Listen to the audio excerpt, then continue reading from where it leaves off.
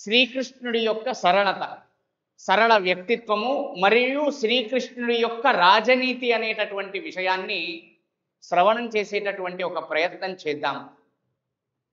కృష్ణస్తు భగవాన్ స్వయం అంటారు. శ్రీకృష్ణుడు అంటే సాక్షాత్ విష్ణుమూర్తి.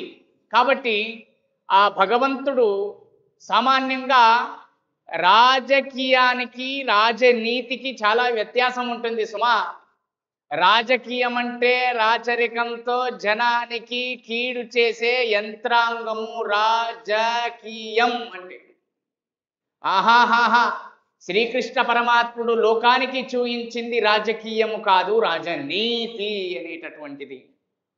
అంతేకాకుండా స్వయం విష్ణుమూర్తే వైకుంఠం నుంచి భూమిపై దిగి భూమిపైన ఒక రాజనీతి విలువలను పెంపొందించినటువంటి శ్రేష్టమైనటువంటి గ్రంథము మహాభారతం.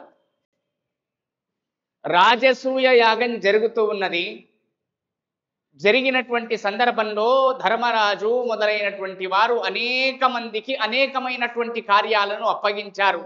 ఒక యజ్ఞం జరగాలి అంటే అక్కడ కాయలు కోసేవారు ఉండాలి, కూరగాయలు కోసేవారు ఉండాలి, శుచి శుభ్రతను పెంపొందించేవారు ఉండాలి, యజ్ఞం చేసేటటువంటి వేదమూర్తులు ఉండాలి, మహర్షులు ఉండాలి, పాకశాల అంటే వంట చేసేవారు ఉండాలి. ఇలా రాజసూయ యాగంలో అనేక మందికి అనేక బాధ్యతలను అప్పగించాడు. అప్పగించినటువంటి సందర్భంలో అందరికీ ఒక సందేహం కలుగుతుంది. ఏమిటది అంటే, ఇంత గొప్ప యాగంలో శ్రీకృష్ణ పరమాత్ముడు ఏం చేస్తున్నాడు అనేటటువంటిది ఒక ఆశ్చర్యము. మహాభారతంలో మనం చూసినప్పుడు సాక్షాత్ విష్ణుమూర్తి కృష్ణస్తు భగవాన్ స్వయం శ్రీకృష్ణ పరమాత్ముడే భూమిపైన విష్ణుమూర్తే భూమిపైన అవతరించి శ్రీకృష్ణుడిగా వెలిసి ఉన్నప్పటికీ కూడా రాజసూయ యాగంలో కన్నడ భాషలో ఒక చాలా చమత్కారమైనటువంటి పద్యాన్ని హరిదాసుల వారు వివరిస్తూ ఉంటారు. రాజీసువ రంజీసువ రాజసూయ యాగದಲ್ಲಿ, కన్నడ భాషలో చెబుతున్నాను, అర్థం కూడా వివరిస్తాను. రాజీసువ ರಾಜಸೂಯ ಯಾಗದಲ್ಲಿ ಎಂಜಲವನು ಬಳೆದ ಶ್ರೀಹರಿ ఎంజలవను బళేద. అద్భుతమైనటువంటి పరమాద్భుతమైనటువంటి రాజసూయ యాగంలో గొప్ప గొప్ప మహర్షులందరూ గొప్ప గొప్ప కార్యాలను చేస్తూ ఉండగా సాక్షాత్ విష్ణుమూర్తి అయినటువంటి శ్రీకృష్ణ పరమాత్ముడు ఆ యాగానికి విచ్చేసేటువంటి వారి యొక్క అన్నదానము చేసిన తరువాత ఆ విస్తరాకులను ఎత్తివేసి ఆ శుచి శుభ్రతను పాటించేటటువంటి కార్యంలో నిమగ్నుడై ఉన్నటువంటి వాడు భగవానుడు శ్రీకృష్ణ పరమాత్ముడు. అంటే సరళ వ్యక్తిత్వం గమనించండి. నేను భగవంతుడిని, నేను విష్ణుమూర్తిని అనేటటువంటి ఒక అహంకారం కృష్ణ పరమాత్ముడిలో మనకు ఎక్కడ కూడా కనిపించదు సుమా. కాబట్టి అటువంటి వ్యక్తిత్వాన్ని కృష్ణ పరమాత్ముడిలో మనం దర్శించవచ్చు. అంతేకాకుండా శ్రీకృష్ణుడి యొక్క రాజనీతి చూడండి. శ్రీకృష్ణుడు కర్ణుడి దగ్గరకు వెళ్ళాడు. కర్ణుడు అంటే మనం సినిమాలలో చాలా గొప్పగా చూపిస్తూ అందరికంటే కూడా కర్ణుడే గొప్పవాడు, కర్ణుడిని చాలా చాలా హింసించారు, కర్ణుడి యొక్క పాత్ర చాలా తక్కువగా చూయించబడింది అని మనం చెబుతుంటాం. వాస్తవికంగా అత్యంత పరాక్రమవంతుడు కర్ణుడు. ఆ కర్ణుడు ఒక్కడే గట్టిగా నిలబడితే పాండవుల యొక్క సైన్యాన్ని కూడా ఆ కర్ణుడి ద్వారా పాండవుల యొక్క సైన్యము కూడా నాశనమయ్యేటటువంటి పరిస్థితి ఉండేది. కృష్ణ పరమాత్ముడు ఒక ఉపాయం చేశాడు సుమా. గమనించండి ఎలా ఉంది అంటే, శ్రుత్వాయయౌ సూర్యజం ఆత్మయానే నిధాయ తస్యావదధాత్మజస్య ఆయాహి పార్థానితి తద్వజస్సనైవాకరోత్. కృష్ణ పరమాత్ముడు కర్ణుడిని తన రథం పైన ఎక్కించుకున్నాడు. యుద్ధంలో ఎక్కించుకొని తన పక్కన కూర్చోపెట్టుకొని కృష్ణ పరమాత్ముడు అంటున్నాడట, హే కర్ణ, హే కర్ణ, నువ్వు రాధేయుడివని నువ్వు అనుకుంటున్నావు, కానీ నీవు కౌంతేయుడివి, కుంతీపుత్రుడివి కర్ణ. కాబట్టి నీ పాండవులందరూ కూడా నీ సహోదరులు కర్ణ. దూర్వాంస మహర్షి యొక్క వరం చేత నువ్వు కుంతీదేవి ద్వారా జన్మించబడ్డావు కర్ణ. వీరందరూ కూడా నీ సహోదరులు. వీరందరి వద్ద నువ్వు యుద్ధం చేయడానికి సంకల్పించుకున్నావా కర్ణ అని కృష్ణ పరమాత్ముడు కర్ణుడికి చెప్పినప్పుడు కర్ణుడి యొక్క మనస్సు వెన్నవలే కరిగిపోయింది. పాండవులను సంహరించాలి, పాండవులను ఎట్టగైలకైనా యుద్ధంలో విజయం సాధించాలి అనేటటువంటి దృఢ భావనతో ఉండేటటువంటి కర్ణుడి యొక్క మనస్సు వీక్ చేసి యుద్ధం అంటే నెగ్గడమే కాదు, యుద్ధం అంటే తగ్గడమని కూడా మనకు చూపించినటువంటి గొప్ప వ్యక్తి శ్రీకృష్ణ పరమాత్ముడు అని కర్ణుడు ఆ సందర్భంలో కర్ణుడి మనస్సులో అనిపించింది, అయ్యో నేను యుద్ధం చేసేది నా అన్నదమ్ముల వద్ద, అయ్యో నేను యుద్ధం చేస్తూ ఉన్నది నా సహోదరుల వద్ద అనేటటువంటి ఒక భావన మనస్సులో ఏర్పడి యుద్ధంలో దృఢంగా నిలబడవలసినటువంటి కర్ణుడి యొక్క మనస్సును వీక్ చేసి కర్ణుడిని యుద్ధంలో గొప్పగా పాల్గొనకుండా చేసినటువంటి మహనీయుడు శ్రీకృష్ణ పరమాత్ముడు. కాబట్టి శ్రీకృష్ణుడి యొక్క రాజనీతి మనకు ఈ సందర్భంలో అవగతం చేసుకోవచ్చు. అంతేకాకుండా చాలా అద్భుతమైనటువంటి మరొక ఘటనను మనం మహాభారతంలో చూడవచ్చు. కర్ణుడి యొక్క సంహారము, సూర్యుడి యొక్క అవతారము అయినటువంటి కర్ణుడు కౌరవుల యొక్క 3వ సేనాపతిగా అయ్యాడు. సేనాపతి అయినటువంటి సందర్భంలో కర్ణుడు అంటే సామాన్యుడు కాదు. దైహిక బలంలో కానీ, శస్త్రాస్త్రముల విద్యలో కానీ, జపమంత్రముల యొక్క సిద్ధిలో కానీ, దాన ధర్మముల యొక్క కార్యములో కానీ పరిపూర్ణమైనటువంటి వ్యక్తిత్వము కర్ణుడిది. ఆ కర్ణుడు మద్రదేశము యొక్క రాజు అయినటువంటి శల్యుడిని సారథిగా గావించుకొని యుద్ధం చేయడానికి పాండవుల ఎదురుగా నిలబడ్డాడు. నిలబడినప్పుడు కర్ణుడికి శల్యుడికి మధ్య వివాదాలు తలెత్తాయి. వివాదాలు తలెత్తినటువంటి సందర్భంలో ఆ శల్యుడు యుద్ధమునందు ఆ సారథ్యాన్ని వదిలిపెట్టి వెళ్ళిపోయినప్పుడు అదే సందర్భం చూడండి, కర్ణుడి యొక్క రథము పంకములు అంటే బురదలో ఆ రథము యొక్క చక్రము చిక్కబడినది సుమా. ఆ రథము యొక్క చక్రములు బురదలో ఉండేటటువంటి సందర్భంలో ఇక శల్యుడు వెళ్ళిపోయాడు. సారథ్యమును వహించినటువంటి శల్యుడు వెళ్ళిపోయాడు. ఏం చేయాలి? ఆ సందర్భంలో స్వయంగా ఆ కర్ణుడే రథము నుంచి కిందకు దిగి ఆ యొక్క చక్రములను, తన రథము యొక్క చక్రములను పైకెత్తేటటువంటి సందర్భంలో శ్రీకృష్ణ పరమాత్ముడు అక్కడే నిలబడ్డాడు సుమా. నిలబడి కృష్ణ పరమాత్ముడు అంటున్నాడు, అర్జున ఆహా ఏమిటి, బాణమును తీశాడు. కర్ణుడు చక్రములు పైకెత్తుతున్నాడు. ఆ కర్ణుడికి ఎదురుగా బాణమును సంధించి కర్ణుడిని సంహరించాలి అర్జున అంటున్నాడు. ఎవరు? కృష్ణ పరమాత్ముడు అంటున్నటువంటి సందర్భంలో కర్ణుడు మంచి మాటలు మాట్లాడుతున్నారండి. ఏం మంచి మాటలు అంటే, హే కృష్ణ, చాలా ధార్మికుడు వారి ప్రపంచంలో నిన్ను అందరూ కూడా ప్రశంసిస్తూ ఉన్నారు. ధార్మికతకు ఒక మారు పేరు శ్రీకృష్ణ పరమాత్ముడు అంటారు.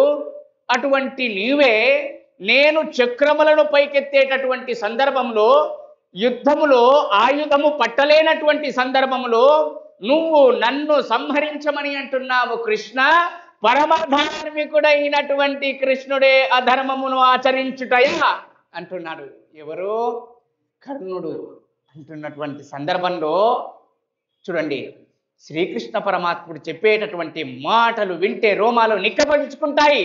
కర్ణుడిని చూస్తూ శ్రీకృష్ణ పరమాత్ముడు అంటున్నాడు, అబ్బా ఎటువంటి గొప్ప గొప్ప మాటలు మాట్లాడుతున్నావు కర్ణ అని మాట్లాడుతూ కృష్ణ పరమాత్ముడు అంటున్నాడు, యదా సభాయాం రాజానం అనక్షగ్నం యుధిష్ఠిరం అజైషీ శకునిర్జ్ఞానాత్ కృతే ధర్మస్పదాగతః.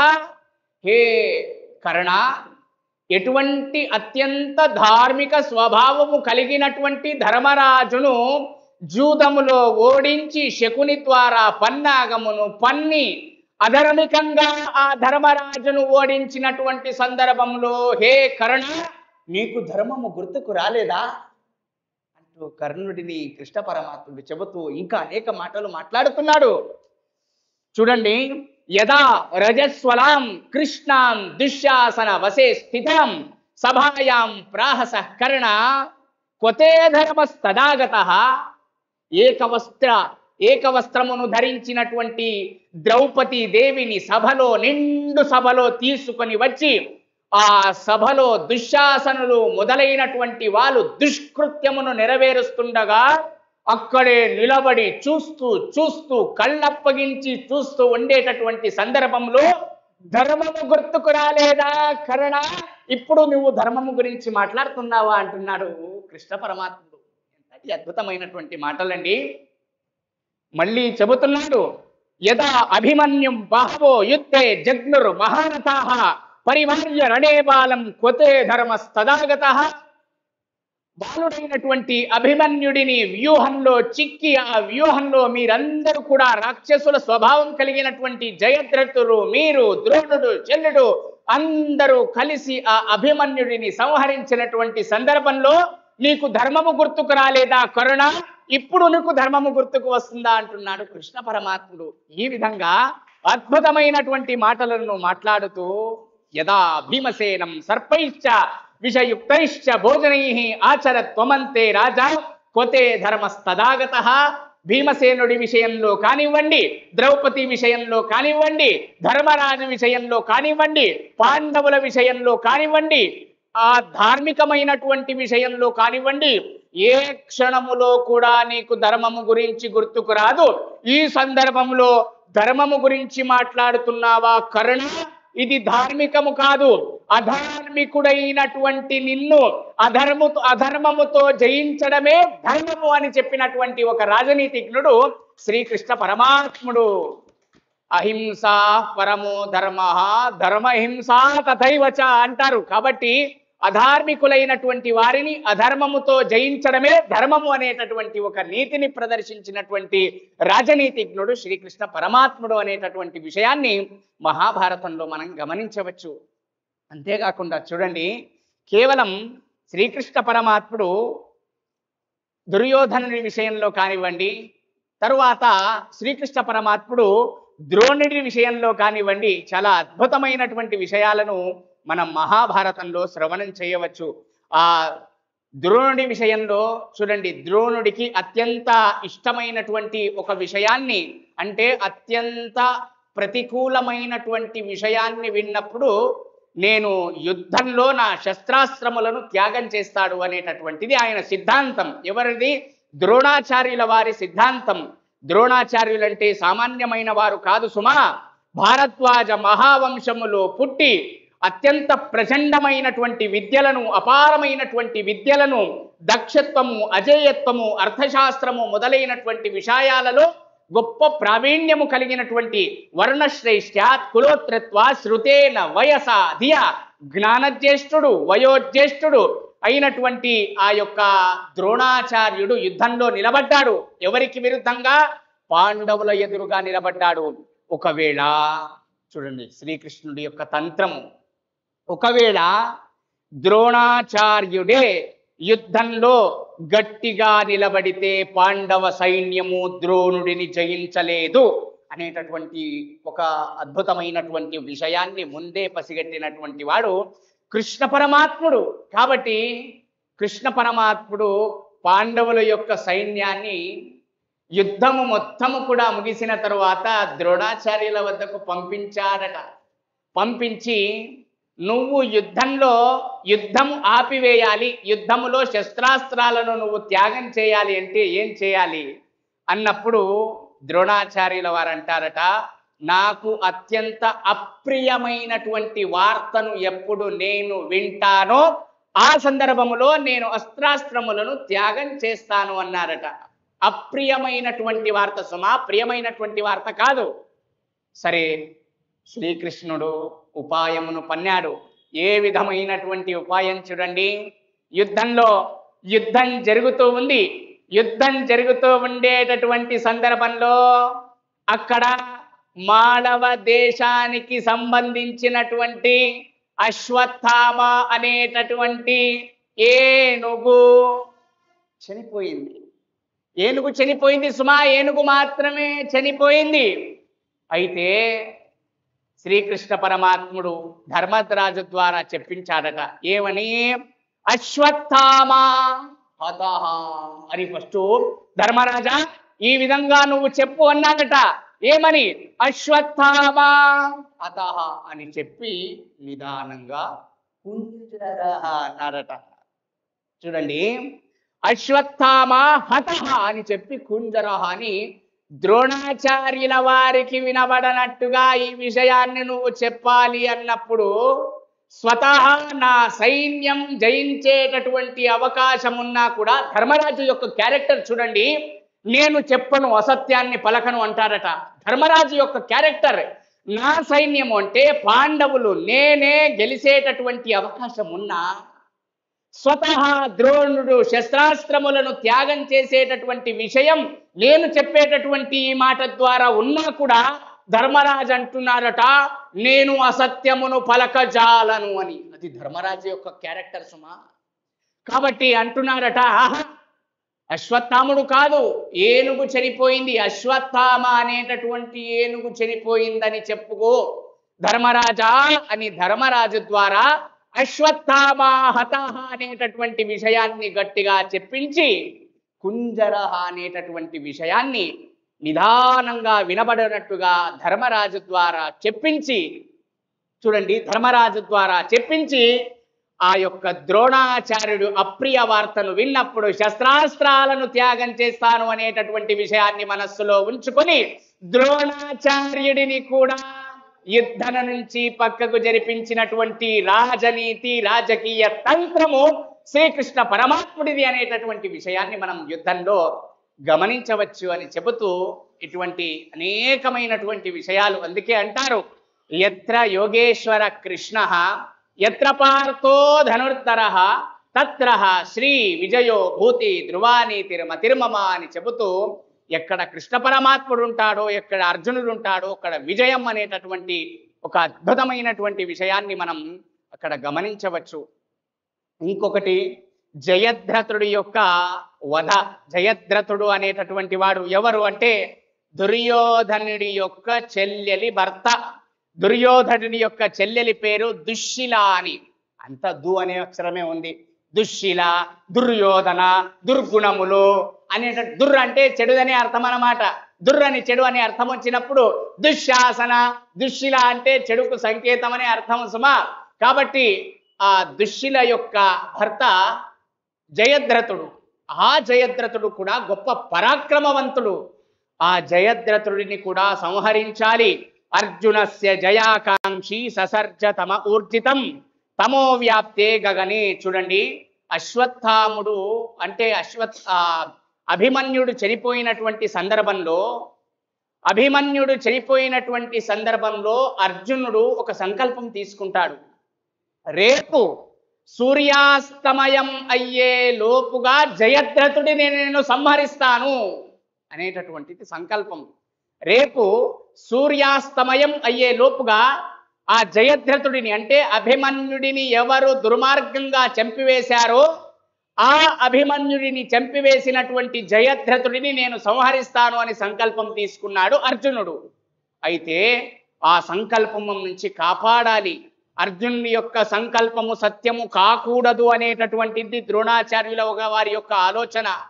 కాబట్టి ఏ విధంగానైనా కూడా ఆ జయద్రథుడిని కాపాడాలి అని చెప్పి ఒక గొప్ప వ్యూహంలో జయద్రథుడిని ఉంచారు. జయద్రథుడిని ఉంచినటువంటి సందర్భంలో మరుసటి రోజు శ్రీకృష్ణ పరమాత్ముడు గొప్ప ఆలోచన పన్నాడు. పద్మ వ్యూహంలో ఉండేటటువంటి జయద్రథుడిని లోపలికి వెళ్ళి సంహరించడం అత్యంత దుర్లభమైనటువంటి విషయం. ఎక్కడో ఇంట్లోపల దాక్కున్నాడు సుమా. ఆయనను బయటికి తేవడం అనేది చాలా కష్టం. బయటికి తేవడం అనేది చాలా కష్టమైనప్పుడు ఎలా అని ఆలోచించాడు కృష్ణ పరమాత్ముడు. ఏ విధంగా అర్జునుడేమో సంకల్పం తీసుకున్నాడు, రేపు సాయంత్రం సూర్యాస్తమయంలోగా చంపివేస్తాను అని. అయితే ఆయన ఎక్కడో దాక్కున్నాడు. ఏం చేయాలి అని కృష్ణ పరమాత్ముడు ఆలోచన చేసి ఆకాశములో మేఘావృతం గావించాడట.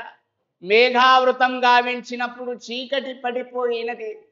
చీకటి పడినప్పుడు ఆహా అర్జునుడి యొక్క సంకల్పం ఏముంది, రేపు సూర్యాస్తమయంలోగా నేను జయద్రథుడిని సంహారం చేయకపోతే అగ్ని ప్రవేశం చేస్తాను అనేటటువంటిది అర్జునుడి సంకల్పం. ఇక అందరూ బయటికి వచ్చారు, జయద్రథుడు బయటికి వచ్చాడు, ద్రోణుడు బయటికి వచ్చారు, అందరూ బయటికి వచ్చారు. ఆహా సూర్య భగవానుడు వెళ్ళిపోయాడు, చూద్దాం ఏం చూద్దాం, అర్జునుడు ఏం చేస్తున్నాడు, అగ్ని ప్రవేశం చేయడానికి సిద్ధమయ్యాడా అని చూద్దామని బయటకు వచ్చారట. చూడండి, ఏదైనా మంచి జరిగేటప్పుడు ఎవరు రారు సుమా, ఏదైనా చెడు జరగాలి, అయ్యో ఏమో జరుగుతుంది వెళదాం, లేనిపోని సలహాలు ఇద్దాం, ఉచిత సలహాలు ఇద్దాం అనేటటువంటి కలికాల దుర్మార్గులు ఉండేటటువంటి కాలం సుమా. కాబట్టి అదే విధంగా అందరూ బయటికి వచ్చారు, సూర్యాస్తమమైనది కాబట్టి ఇక అర్జునుడు అగ్ని ప్రవేశం చేయడానికి సిద్ధమయ్యాడు అనేటటువంటి సందర్భములో కృష్ణస్తు భగవాన్ స్వయం, శ్రీకృష్ణ పరమాత్ముడు మేఘముల మొత్తమును కూడా జరిపివేశాడు. జరిపివేసిన తర్వాత మళ్ళీ ఎండ వచ్చినది సుమా.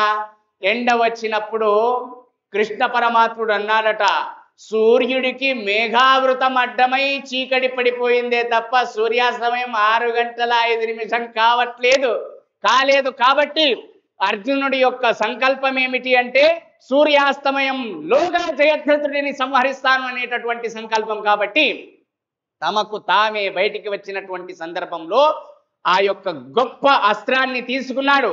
గొప్ప అస్త్రాన్ని, పాశుపతాస్త్రాన్ని స్వీకరించి జయద్రథుడిపై బాణాన్ని వదిలాడు. ఎవరు? అర్జునుడు. బాణాన్ని వదిలినటువంటి సందర్భంలో ఆ బాణం నేరుగా జయద్రథుడి యొక్క శిరస్సును ఛేదించింది. దీని ద్వారా ఒకటే బాణం 2 కార్యాలు జరిగాయి సుమా. కృష్ణ పరమాత్ముడి చూడండి ఆలోచన, భగవంతుడిది ఎలా ఉంది ఆలోచన అంటే, ఆ జయద్రథుడి యొక్క తండ్రి వృద్ధక్షత్రుడు అనేటటువంటి వాడు. ఆ వృద్ధక్షత్రుడు గొప్పగా తపస్సు చేసి ఒక వరాన్ని కోరుకున్నారట. ఏమిటి అంటే, నా కొడుకు యొక్క శిరస్సు ఏ సందర్భంలో భూమిపై పడుతుందో ఆ సందర్భంలో నా యొక్క శిరస్సు 1000 భాగాలుగా ఛిద్రమైపోవుగా అనేటటువంటిది వరం. ఇట్లా కూడా వరాలు కోరుకుంటారు కొందరు ఉన్నారు. కలియుగంలో ఏదైనా మంచి జరగాలి అనేటటువంటి వరాలు కోరుకునేవారు ఉన్నారు. మనకు భగవంతుడు ఎదురైతే ఎదురుగాడు మనకు, ఎందుకంటే భగవంతుడికి తెలుసు. ఎందుకంటే భగవంతుడు వస్తాడు అన్నప్పుడే మనకు జూబిలీస్ లో బంగ్లా కావాలి, కృష్ణానది తీరంలో 3 ఎకరాల జాగ కావాలి అనేటటువంటిది కలియుగంలో ఉండేటటువంటి భావన. అయితే ఆ వృద్ధక్షత్రుడు సంకల్పం చేశారట, నా యొక్క శిరస్సు ఎప్పుడు ఛిద్రమవుతుంది అంటే, నా కొడుకు యొక్క శిరస్సు ఏ సందర్భంలో భూమిపై పడుతుందో ఆ సందర్భంలో నా శిరస్సు 1000 భాగాలుగా ఛిద్రమైపోయి నాకు మరణం సంభవిస్తుంది అనేటటువంటి వరాన్ని కోరుకున్నారట.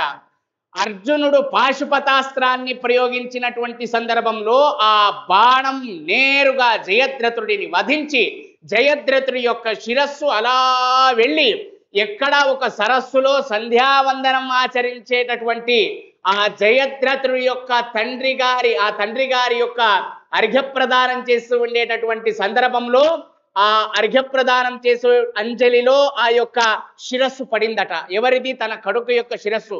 అయ్యో ఎవరిలో శిరస్సు అనుకొని ఇలా నేలపై వదిలేశాడు. నేలపైన వదిలేసినటువంటి సందర్భంలో దుర్గుణము, దుస్వభావము కలిగినటువంటి వృద్ధక్షత్రుడి యొక్క శిరస్సు కూడా 100 భాగాలుగా 1000 భాగాలుగా ఛిద్రమైపోయింది. ఒకటే బాణం 2 కార్యాలు అనేటటువంటి నీతిని కలియుగంలో మనకు గొప్పగా చూసినటువంటి ఒక మహనీయుడు శ్రీకృష్ణ పరమాత్ముడు అనేటటువంటి విషయాన్ని కూడా మనం ఈ సందర్భంగా గుర్తు చేసుకోవాలి.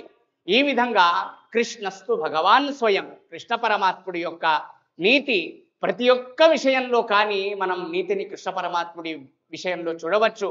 భక్తి ద్వారా మాత్రమే భగవంతుడు సంతుష్టుడవుతాడు. భక్త్యైవ తుష్యతి కేశవ అన్నారు. చాలామంది భక్తితో పూజలు చేయాలి. మనం వినాయక నవరాత్రి ఉత్సవాలు చేస్తున్నాం, డీజేకు 2 లక్షలు, మంటపానికి 2 లక్షలు, గణపతికి 2 లక్షలు, ఊరేగడానికి 2 లక్షలు. ఇక ఆ విషయం గురించి నేను చెప్పను. దానికి ఒక 2 లక్షలు, గణపతి రోజు పూజ చేసేటటువంటి అయ్యగారికి సంభావన లేదు. కనీసము గణపతికి పసుపు కుంకుమ పసుపు కుంకుమ లేదు. లేదండి, అక్కడ ఇక్కడ ఫ్రీగా దొరికేటటువంటి ఒక గడ్డిపోచ గరిక, అది కూడా గణపతికి అవసరం లేదండి. ఎంత తెచ్చారు డీజే? 2 లక్షల డీజే తెచ్చామండి, 3 లక్షల డీజే తెచ్చామండి. అయ్యగారికి లేదు. కనీసము గణపతిని కూర్చోబెట్టి గణపతికే నైవేద్యం చేయటటువంటి దౌర్భాగ్యమైనటువంటి పరిస్థితిలో ఈ కలియుగంలో మనం ప్రత్యక్షంగా చూస్తూ ఉన్నాం. కాబట్టి ఆ గణపతి సంతుష్టుడు అవ్వాలి అంటే భక్తితో మాత్రమే సంతుష్టుడవుతాడు. గణపతి అంటే ఆత్మన ఆకాశ సంభూత అనేటటువంటిది ఒక వేద మంత్రము. ఆత్మ అంటే శివుడు, ఆత్మ నుండి అంటే శివుడి నుండి, ఆకాశ సంభూత. గణపతి అంటే ఆకాశ స్వభావము. ఆకాశము అంటే స్పేస్, అవకాశమే ఆకాశము. చూడండి, చాలా మంది దంపతులలో ఈనాడు కలికాలంలో భర్తకు భార్యకు సరి అయినటువంటి సమన్వయం లేకపోగా ప్రతినిత్యం ఉదయాన్నే కొట్లాడుకుంటూ ఉంటారు. వారిద్దరి కూడా ఆ వైమనస్యం, భార్యాభర్తలకు కొట్లాటలు రాకుండా ఉండాలి అంటే మాట మనస్సు ఒకటే కావాలట. మాట మనస్సు ఒకటే కావాలి. అదేమిటి, ఏమి అర్థం కాలేదు మీరు చెప్పేది అనుకోకండి. మాట మనస్సు ఒకటి కావాలి. మనస్సు అంటే మనోభిమాని అయినటువంటి శివుడు పరమేశ్వరుడు. ఉమా వై వాక్ సముద్దిష్ట, మాటకు అభిమాని దేవత అయినటువంటిది ఉమా అంటే పార్వతీదేవి. మనస్సుకు అభిమాని అయినటువంటి వాడు ఈశ్వరుడు పరమేశ్వరుడు. మనస్సు మాట ఏకమైనప్పుడు ఆ దాంపత్యం చాలా చక్కగా ఉంటుంది. ఈ మనస్సు ఈ మాట రెండు కూడా కలవాలి అంటే మధ్యలో ఆత్మన ఆకాశ సంభూత. మనస్సు మాట ఏకం కావాలి అంటే మధ్యలో ఒక స్పేస్ ఉండాలి కదా, ఆ కలవడానికి ఒక స్పేస్ ఉండాలి కదా. ఆ స్పేస్ ఆకాశ తత్వాభిమాని దేవత అయినటువంటి వాడు గణపతి. ఆ గణపతిని స్మరిస్తేనే దాంపత్యము కూడా చాలా చక్కగా ఉంటుంది అనేటటువంటి గొప్ప సందేశాన్ని మనం పురాణాలలో చూడవచ్చు. పురాణాలలో ఎన్నో కథలు కొన్ని సృష్టించబడ్డాయి, కొన్ని నీతిని తెలిపేటందుకు ప్రదర్శించబడ్డాయి. మనం గణపతి చరిత్రలో చూస్తే గణపతి యొక్క శిరస్సును పరమేశ్వరుడు ఛేదించాడు. ఛేదించినటువంటి సందర్భంలో గణపతి యొక్క శిరస్సు కింద పడిపోయినది. మళ్ళీ గణపతిని బతికించాలి అంటే ఉత్తరాభిముఖమైనటువంటి ఒక ఏనుగు యొక్క శిరస్సును తీసుకుని వచ్చి గణపతికి పెట్టాలి, పెట్టి బతికించాలి అనేటటువంటి పురాణ కథ